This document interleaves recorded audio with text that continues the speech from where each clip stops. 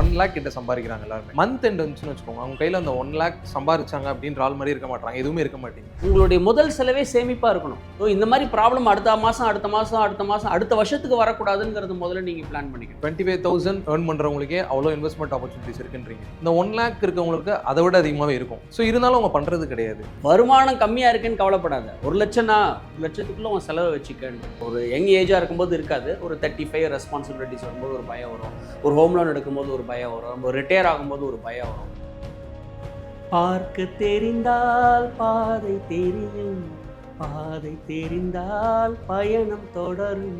1 lakh எங்களுக்கு பத்த மாட்டேங்குது, 1 month தான், அதுக்கு மேலே எங்களுக்கு பத்த மாட்டேங்குது. பணம் ரிலேட்டடுன்ட்டு இல்லை, எதுக்குமே நம்ம வி நீட் தைரியம். மனம் இருந்தால் பறவை கூட்டில் மான்கள் வாழலாம், வழி இருந்தால் கடுகுக்குள்ளே மலையை காணலாம், துணிந்து விட்டால் தலையில் எந்த சுமையும் தாங்கலாம். இப்போ 10,000 ரூபா சேமிக்கிறாங்க அப்படின்னா அவங்க இன்வெஸ்ட்மெண்ட் ஆப்பர்ச்சுனிட்டிஸ் என்னென்ன சார் இருக்கு? முன்னாடியே ஒரு ஸ்டார்ட் பண்ணணும். என்ன புரிஞ்சுக்கணும்னா there are 2 things he has to understand. இந்த வேலை இல்லைங்கும் போது யார் உங்களுக்கு கொடுக்கும்?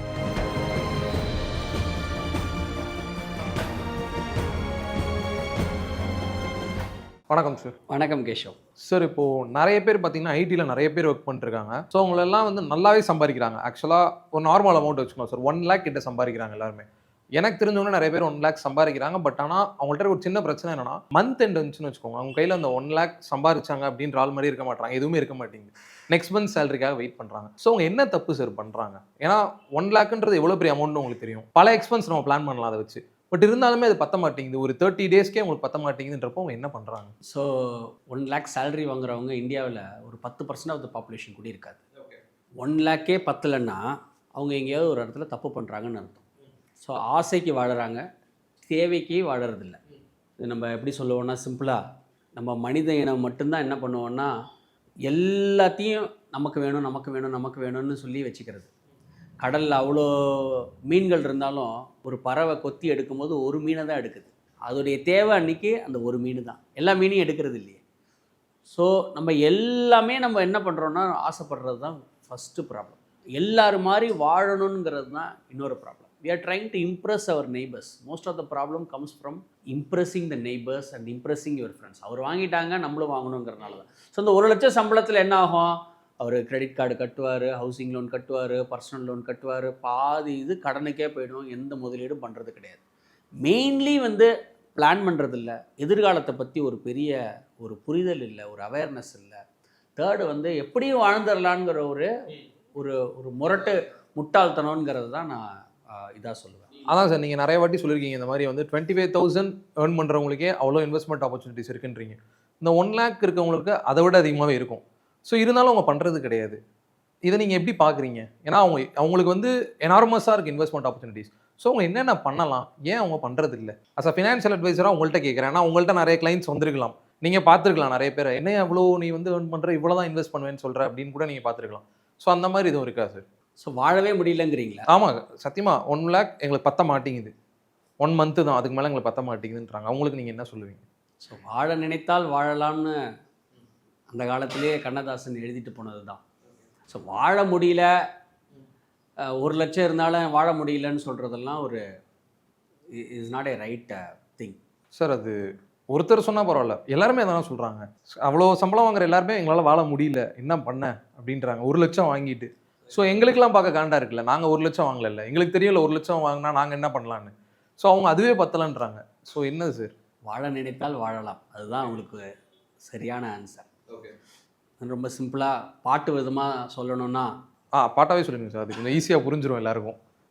பார்க்க தெரிந்தால் பாதை தெரியும், பாதை தெரிந்தால் பயணம் தொடரும், பயணம் தொடர்ந்தால் கதவு திறக்கும், கதவு திறந்தால் காட்சி தெரியும், காட்சி தெரிந்தால் கவலை தீரும், கவலை தீர்ந்தால் வாழலாம், வாழ நினைத்தால் வாழலாம் அப்படின்னு அந்த காலத்திலே பாடியாச்சு.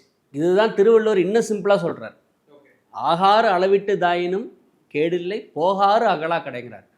வருமானம் கம்மியாக இருக்குன்னு கவலைப்படாத. 1 லட்சம்னா 1 லட்சத்துக்குள்ளே உன் செலவை வச்சுக்கன்ட்டு நீங்கள் வருமானத்துக்கு மேலே செலவு பண்ணும்போது தான் இந்த ப்ராப்ளம் வருது. First point. இந்த செகண்ட் பாயிண்ட், நீங்கள் உங்களுடைய முதல் செலவே சேமிப்பாக இருக்கணும். ஸோ இந்த மாதிரி ப்ராப்ளம் அடுத்த மாதம் அடுத்த வருஷத்துக்கு வரக்கூடாதுங்கிறது முதல்ல நீங்கள் பிளான் பண்ணிக்கணும்.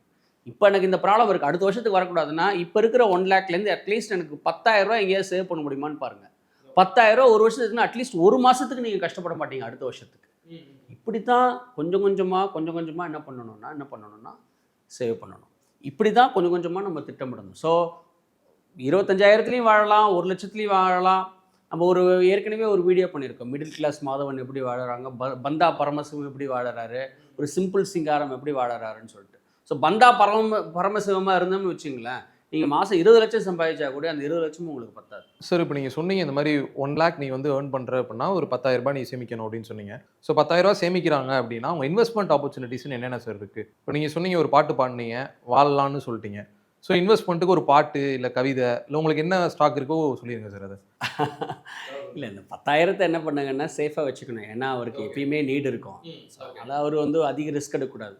ஒரு பேங்க்கில் ஆர்டி போட்டுக்கலாம், இல்லைனா வந்து mutual funds, liquid funds, short term funds, arbitrage, இந்த மாதிரி ஒரு ரிலேட்டிவ்லி சேஃபரான இன்வெஸ்ட்மெண்ட்ஸ் இருக்குது, அதில் போட்டுட்டு சேஃபாக வச்சுக்கணும். இப்போ coming back to your questions, இந்த பணம் சேமிக்கிறது வந்து ஒரு பெரிய இலக்கை அவர் ரீச் பண்ண முடியாது. இப்போ வந்து குடை இருக்குன்னா மழையை தடுக்க முடியாது. அந்த குடை தண்ணி உள்ளே வராமல் கொஞ்சம் தடுக்கும், அவ்வளோதான். இந்த பணத்தை கொஞ்சம் சேர்த்து வச்சுட்டிங்கன்னா அட்லீஸ்ட் ஒரு 2 மாதம் காப்பாற்றும், ஒரு 2 வருஷம் காப்பாற்றும், அதுதான். பட் நீண்ட காலத்துக்குன்னா அவர் ரொம்ப லாங் டேர்ம் இன்வெஸ்ட் பண்ணணும், முன்னாடியே அவர் ஸ்டார்ட் பண்ணணும். அவர் என்ன புரிஞ்சுக்கணுன்னா, there are 2 things he has to understand, he or she has to understand. Investments எதுக்கு பண்ணுறோம் அப்படின்ட்டு. இன்வெஸ்ட்மெண்ட்ஸ் 2 விஷயத்துக்காக பண்ணுறோம். நீங்கள் இன்வெஸ்ட்மெண்ட்ஸ் இன்றைக்கி நீங்கள் பண்ணிங்கன்னா நாளைக்கு நம்மளை காப்பாற்றும். இன்றைக்கி நம்ம இன்வெஸ்ட்மெண்ட்ஸ் பண்ணலன்னா நம்ம கை கால் சரியில்லை, நம்ம ரிட்டையர்மெண்ட் ஆகிட்டோம், நம்மளுக்கு ஏதாவது ஒரு ப்ராப்ளம், அந்த சமயத்தில் இன்றைக்கி பண்ண முடிவு வந்து நம்மளுக்கு பின்னாடி ஹெல்ப்ஃபுல்லாக இருக்கும். ரெண்டாவது என்னென்னா, அதுக்காக வந்து நீங்கள் வந்து சின்ன சின்ன ப்ளஷர்ஸை வந்து நீங்கள் வந்து குறைச்சிக்கணும்னு அவசியம் இல்லை. லைஃப்பில் we need happiness, we need success also. ஹாப்பினஸ்னால் சின்ன சின்ன விஷயத்தை செய்கிறது சந்தோஷம், பெரிய விஷயத்தை பார்க்குறது சாதனை. ரெண்டுமே நம்மளுக்கு தேவை. சின்ன சின்ன விஷயத்தை நம்ம என்ஜாயும் பண்ணணும், பெரிய விஷயத்துக்கு நம்ம முன்னோக்கியும் போகணும். ஸோ என்ன பண்ணணும், நீங்கள் ஷார்ட் டேர்முக்கு என்ன சேமிக்க முடியுமோ சேர்த்துக்குங்க, லாங் டேர்முக்கு என்ன சேமிக்க முடியுமோ சேர்த்துக்குங்க.